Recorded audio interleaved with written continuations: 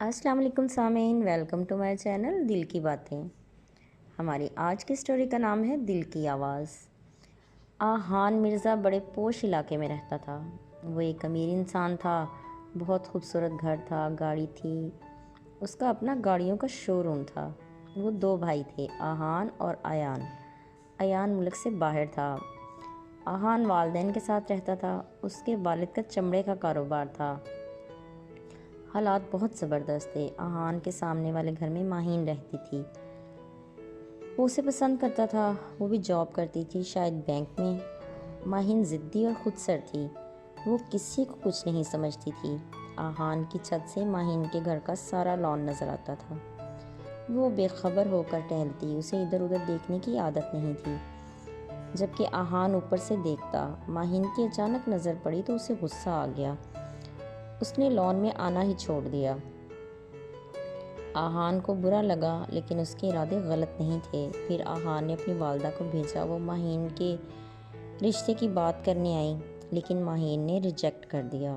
وہ نہیں مانی، وہ برسرے روزگار تھی اور گھر والے زبردستی نہیں کر سکتے تھے۔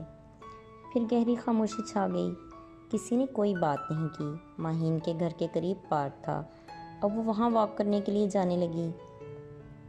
ایک دن آہان نے دیکھ لیا، وہ بھی پارک میں اس کے پیچھے چل دیا۔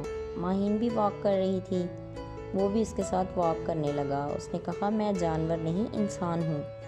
ماہین نے کہا، جانور انسان سے زیادہ وفادار ہوتا ہے۔ آہان کا منہ کھلے کا کھلا رہ گیا، اسے امید نہیں تھی وہ ایسے بولے گی۔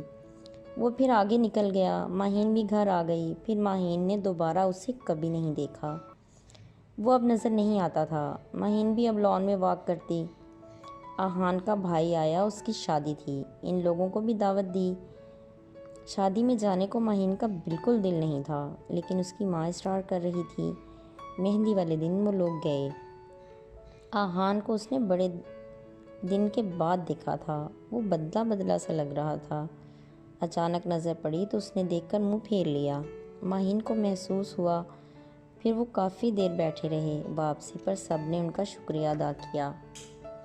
دوسرے دن بارات تھی۔ ماہین لوگوں نے اپنی گاڑی میں ہی جانا تھا۔ واپسی پر ماہین کی گاڑی سٹارٹ نہیں ہو رہی تھی۔ پیچھے سے آہان کی گاڑی آ گئی، وہ رک گیا۔ کیا ہوا؟ اس نے کہا، پتہ نہیں۔ وہ گاڑی دیکھنے لگا، اس کا ہاتھ ریڈیٹر سے لگ کر جل گیا۔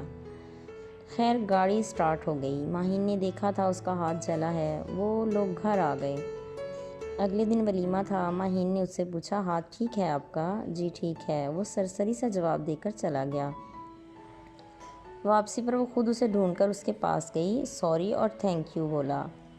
سوری میں نے آپ کو ہرٹ کیا، اصل میں پتہ نہیں ہوتا آج کل لوگ کیسے ہیں، آپ جانتے ہو آپ لوگ اچھے ہیں، اور تھینک یو آپ نے میری گاڑی صحیح کی۔ وہ ہاتھ جلا لیا۔ نہیں اب ٹھیک ہے، آپ فکر نہیں کریں۔ وہ پھر گھر واپس آ گئے۔